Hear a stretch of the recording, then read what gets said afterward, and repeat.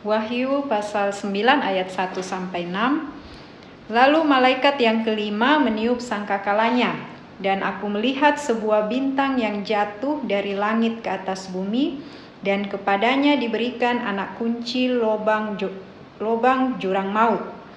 Maka dibukanyalah pintu lobang jurang maut itu, lalu naiklah asap dari lobang itu bagaikan asap tanur besar, dan matahari dan angkasa menjadi gelap oleh asap lobang itu. Dan dari asap itu berkeluaranlah belalang-belalang ke atas bumi, dan kepada mereka diberikan kuasa sama seperti kuasa kalajengking di bumi. Dan kepada mereka dipesankan supaya mereka jangan merusakkan rumput-rumput di bumi atau tumbuh-tumbuhan ataupun pohon-pohon, melainkan hanya manusia yang tidak memakai meterai Allah di dahinya.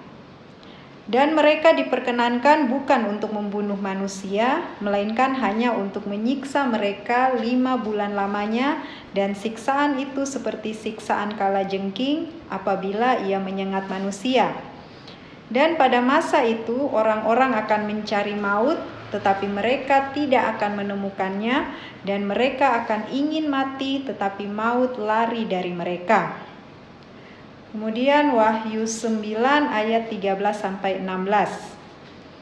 Lalu malaikat yang keenam meniup sangkakalanya, dan aku mendengar suatu suara keluar dari keempat tanduk mezbah emas yang di hadapan Allah, dan berkata kepada malaikat yang keenam yang memegang sangkakala itu, lepaskanlah keempat malaikat yang terikat dekat sungai besar Efrat itu. Maka dilepaskanlah keempat malaikat yang telah disiapkan bagi jam dan hari, bulan dan tahun untuk membunuh sepertiga dari umat manusia. Dan jumlah tentara itu ialah 20.000 laksa pasukan berkuda. Aku mendengar jumlah mereka. Amin.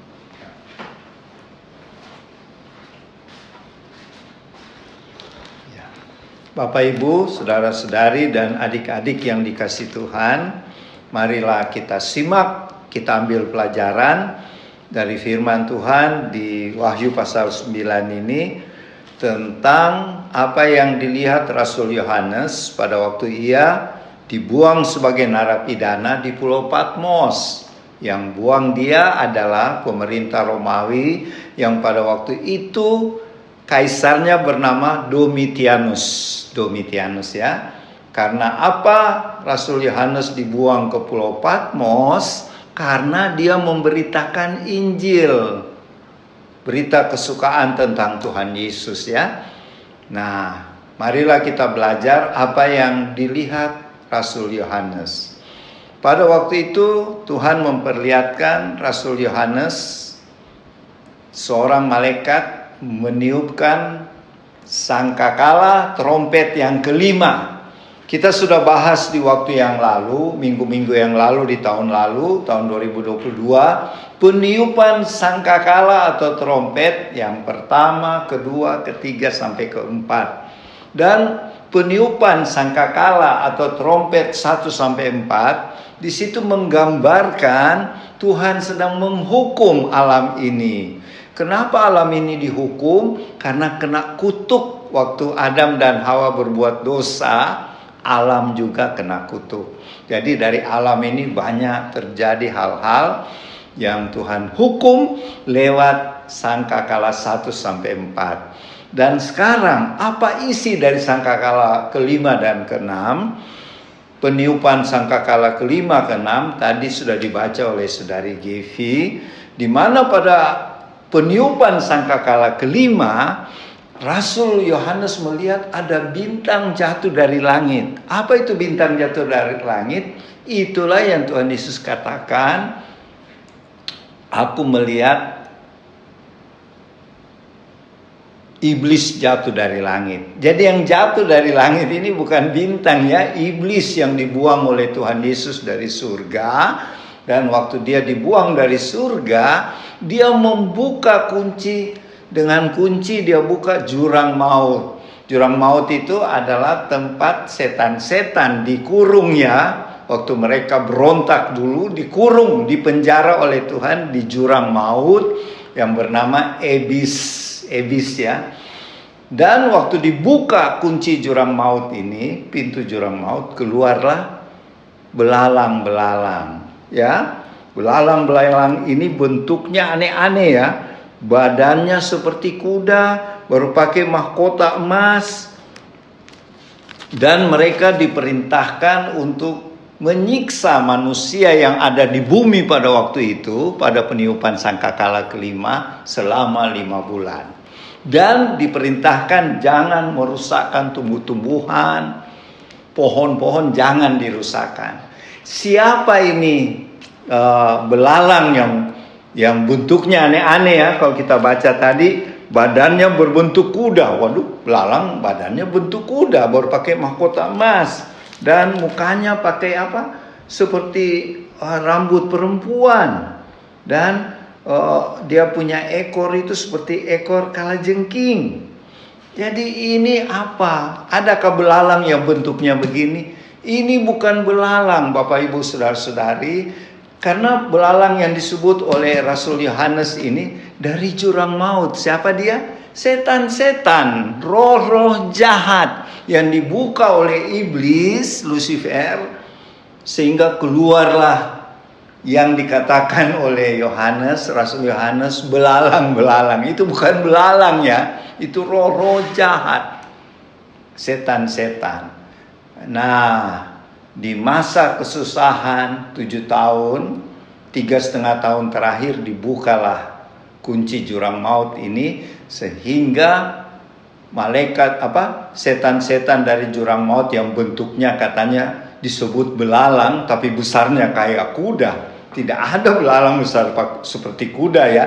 Baru pakai mahkota emas, rambutnya, mukanya kayak manusia, rambutnya kayak perempuan, dan berekor kalajengking.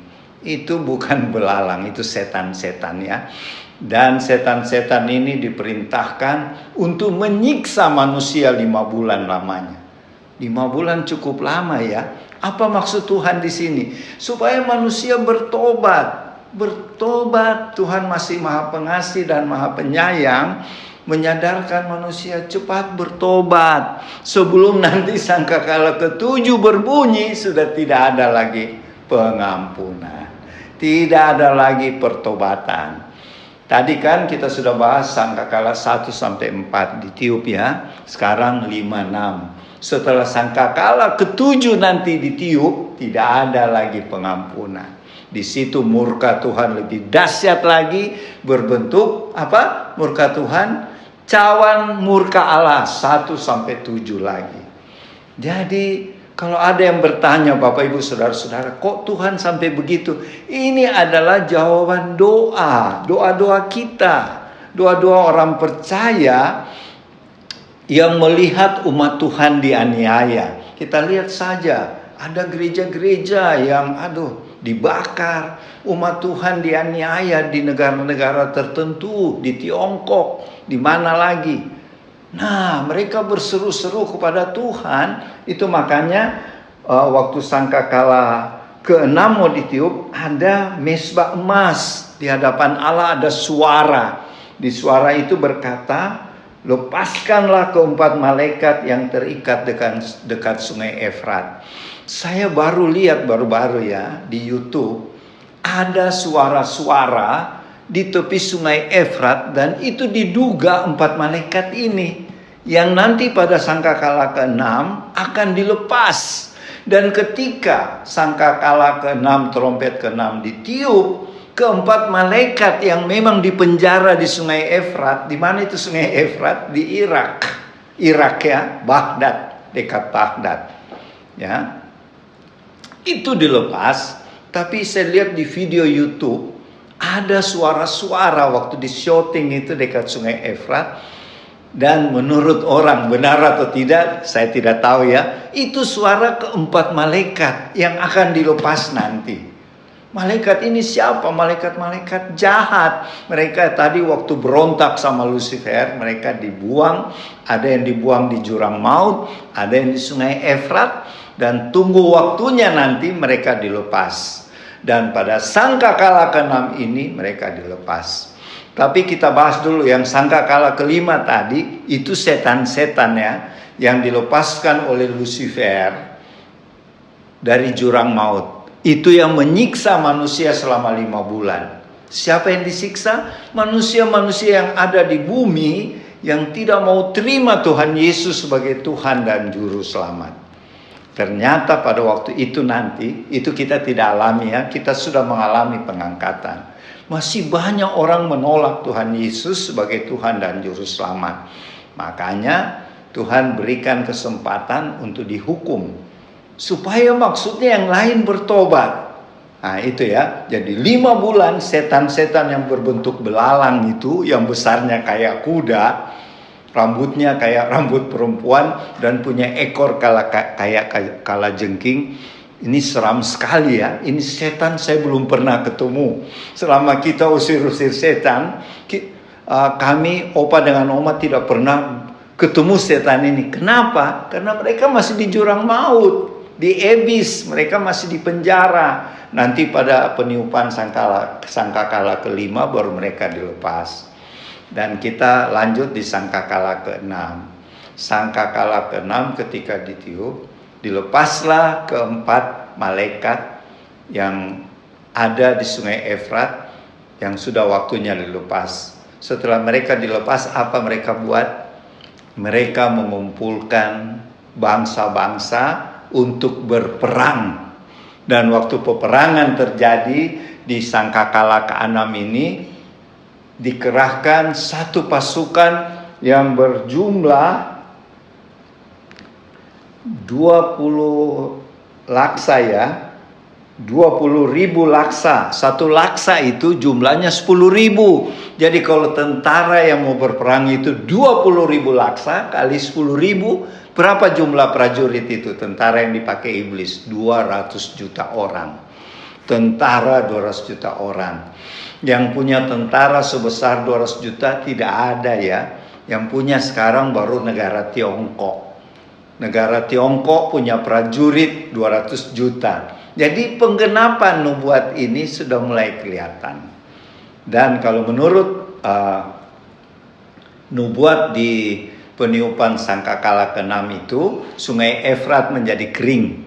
Sehingga pasukan yang jumlahnya 200 juta itu menyeberang sungai Efrat, menyerang lawannya. Lawannya itu sedang membela Israel, melindungi. Terjadilah perang yang kita sebut perang Harmagedon.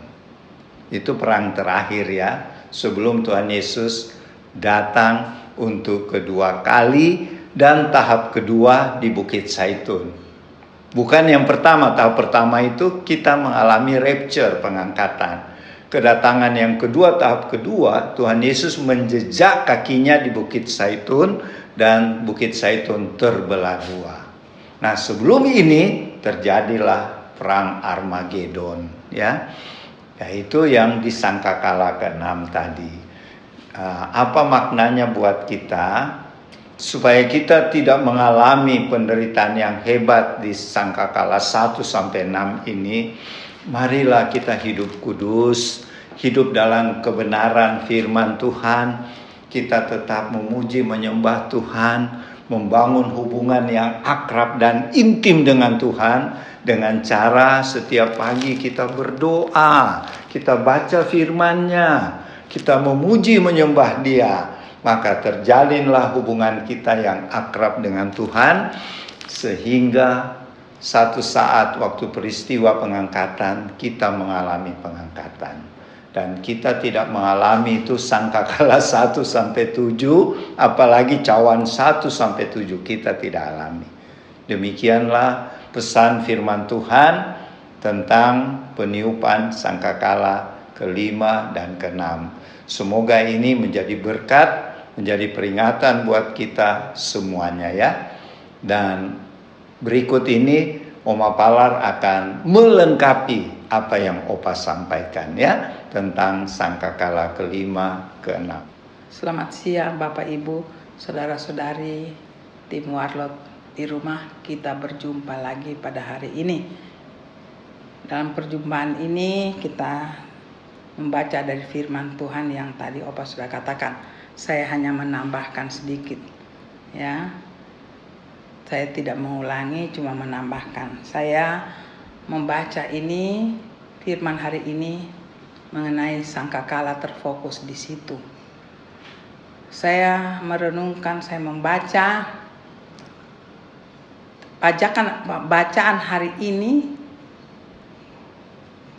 Saya renungkan bahwa itu tidak terjadi bagi kita yang percaya Tuhan, yang Tuhan berkenan, dan kita juga menyambut apa yang Tuhan katakan, taat kepadanya. Itu ada suatu peristiwa rapture, itu sudah kita tidak ada. Pembacaan hari ini mengenai sangkakala, tapi saya coba mengulang kembali untuk kita mengerti, karena itu juga dari tiap pembacaan saya merenungkan ulang bagaimana Tuhan bekerja. Ya, saya kembali katakan singkat saja di Wahyu itu. Ya, ada 7 jemaat. Ya, 7 jemaat itu disimpulkan pada akhir zaman. Kita harus peka terhadap. Saya coba menerangkan kembali. Kita harus coba peka apa yang Tuhan tulis di dalam firman. Itu kesimpulan dari sekian miliar dunia ini, manusia di dunia ini, Tuhan simpulkan dengan 7 jemaat. Kita berada di mana bagi yang percaya. Ya, itu saja yang saya katakan. Terus tiba pada meterai. Tiba pada meterai itu, meterai adalah Tuhan mau mengatakan dari 7 jemaat di seluruh dunia ini, itulah sifat 7 jemaat yang karakter 7 jemaat yang ada, dan akan tiba masa meterai. Jadi semua ini menuju pada akhir zaman. Begitu baiknya Tuhan memperingatkan. Saya ulangi lagi, saya renungkan dalam-dalam. Tuhan betul-betul bagi kita itu satu keistimewaan. Tuhan tidak sembunyi mengenai rencananya. Nah, meterai itu tidak dalam arti yang terjadi yang kita baca, yang Opa baca tadi mengenai Wahyu 9, itu sudah kita tidak ada. Jadi 7 jemaat meterai dibukakan oleh Tuhan, bukan kita yang buka, dan itu tidak ada yang bisa buka, hanya Tuhan. Tuhan buka, kenapa? Supaya kita di situ belajar. Tuhan meteraikan, tidak ada yang bisa membuka karena Tuhan. Jadi waktu Tuhan buka meterai itu, kita melihat pekerjaan kejadian di dunia ini, dan itu harus terjadi, tidak bisa dibatalkan. Ya, nah kita membaca itu, kita melihat keadaan sekitar kita. Apakah itu meterai sudah terbuka? Kalau saya merenungkan, ada orang-orang tertentu, wah ini meterai. Karena dia sudah mengerti, dia membaca meterai itu di Wahyu, penderitaan yang dialami manusia. Ya. Tapi orang lain mungkin katakan tidak. Tapi pada akhir-akhir ini, Roh Kudus bekerja begitu giatnya, begitu kerasnya, begitu membangkitkan peringatan untuk khususnya umat Tuhan, anak-anak Tuhan, bahwa meterai itu tidak bisa lagi seperti dulu. Saya ingat berapa tahun lalu ada yang mengatakan, tapi itu tidak bisa disalahkan karena mereka membaca, wah ini meterai, tapi orang lain tidak merasakan itu. Ada lagi yang merasakan ini meterai. Itulah pendapat dari kitab Wahyu. Itu tidak ada sesuatu yang salah di situ kalau untuk saya. Karena itulah umat-umat Tuhan yang belajar menyambut apa yang Tuhan katakan di dalam firman-Nya. Tetapi keadaan akhir tahun ini, begitu giatnya, begitu kerasnya Tuhan, kita mengalami satu keadaan, kalau dihubungkan dengan Wahyu meterai, itu sangat keras. Akhir-akhir ini terbuka semua, dan itu nyata penderitaan. Dan di meterai itu saya merenungkan, saya membaca, itu masih ada disebut bangsa-bangsa, ya, orang-orang benar, anak-anak Tuhan, Tetapi juga di situ ada yang dikatakan iblis bekerja, masih bercampur di situ. Ya, jadi itu kalau untuk saya meterai itu satu peringatan dan tidak bisa dirubah karena Tuhan yang buka. Untuk saya itu satu peringatan, satu tanda untuk anak-anak Tuhan. Mari kita persiapkan diri kita. Jangan kita karena Tuhan katakan, aku menyertai kamu dari sampai pada akhir zaman. Kalau Tuhan menyertai, bukan saja kita cari hidup, dia menyertai. Tidak, ada misi yang Tuhan berikan pada kita. Saya itu sebelumnya ini Tuhan sudah berbicara, saya tidak ulangi di situ. Tapi mari kita angkat pengertian kita. Kita dekat dengan Tuhan dan Roh Kudus memberikan pengertian. Kalau di meterai, saya ulang, di meterai itu masih ada bangsa, masih ada Tuhan memperingatkan, ya. Apa yang harus kita buat menghadapi kita dikejar-kejar sampai kita, dan itu kenyataan. Kita mempertahankan di mana-mana sekarang ada perdebatan mengenai Tuhan. Di dalam kita punya gereja pengikut Tuhan pun ada. Ya, apalagi di luar. Dan itu terjadi. Bukankah itu meterai yang Tuhan katakan? Dan kita lihat penderitaan, gunung meletus, dan kita lihat lagi bagaimana waktu meterai pertama, ya, menyatakan kebenaran, mereka tetap. Nah itu kita, untuk saya, pengertian saya, kalau saya renungkan, kita yang ada di situ sekarang. Nah kita sebagai pengikut Tuhan, apa yang kita buat, apa yang kita mau buat? Apakah kita diam saja karena Tuhan menyertai? Tuhan sudah katakan, aku yang menyertai kamu dan kamu harus membawa Injil kebenaran itu. Nah kebenaran itu sudah dinyatakan oleh Tuhan. Kita sudah bawa di mana-mana. Injil itu sudah, ada yang mengatakan belum, ada yang bilang sudah. Saya tidak mempermasalahkan di situ. Tiap orang membaca firman berkembang dengan Roh Kudus. Tapi tugas kita yang paling inti, apa yang Tuhan taruh di hati kita. Kita sudah disertai, kita sudah dijamin kehidupan kita. Apa yang kita buat untuk Tuhan? Nah ini masanya sekarang. Ada yang Tuhan mau pakai, Tuhan pilih, Tuhan panggil. Ya, ini terjadi di mana-mana zaman sekarang ini. Itu meterai. Ya. Nanti terakhir meterai ketujuh. Nah, kalau untuk saya renungkan, waktu meterai ketujuh datang, sangkakala berbunyi. Nah, ada di situ ada dikatakan di surga itu sunyi senyap. Kalau saya renungkan, saya coba renungkan, disitulah rapture. Nah, sekarang kita sudah di situ, setelah itu ada sangkakala berbunyi, dan sekarang kita di Wahyu 9 seperti Opa katakan yang hari ini kita baca. Nah tahap-tahapan itu, kalau sangkakala sudah berbunyi, saya mau ajak teman-teman seiman, kita tidak ada di situ kalau bisa, dan saya harapkan harus tidak ada di situ. Ya, karena itu sudah tidak ada lagi kata bangsa, tapi tetap ada bangsa. Kalau kita baca, tetap ada bangsa, tapi Tuhan tidak mengatakan banyak di situ.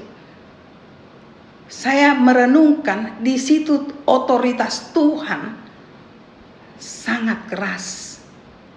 Tuhan yang mengendalikan sangkakala waktu dibunyi. Itu terjadi pergolakan.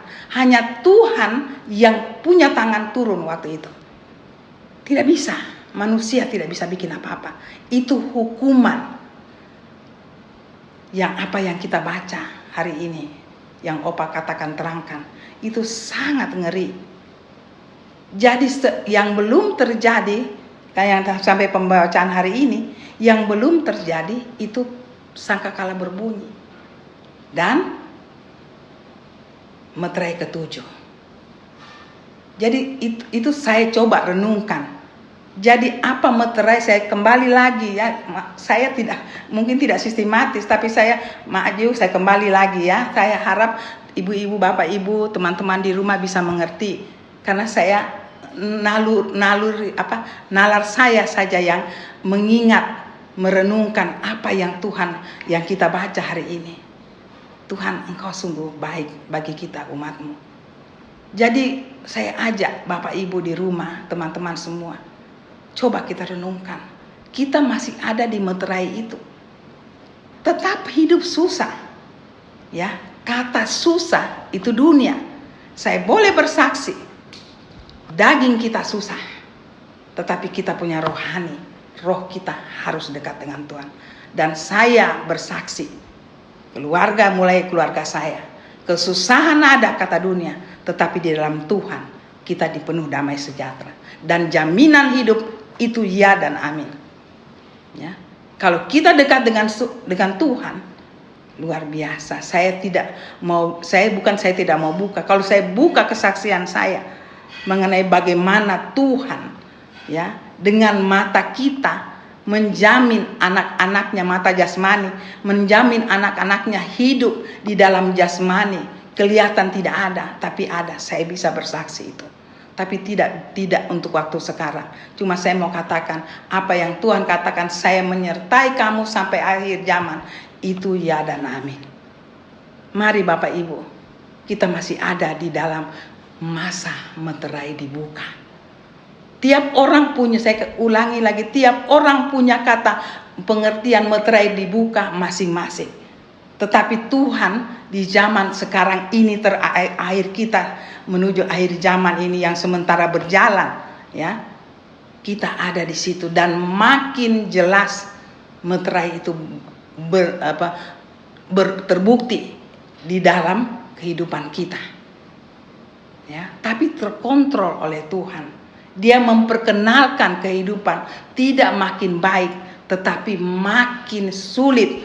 Tetapi dia tetap, saya ulang-ulang, dia tetap menjaga kita, menjamin kita, untuk kita bisa bawa pada orang lain, memberitahukan bahwa kedatanganku hampir tiba.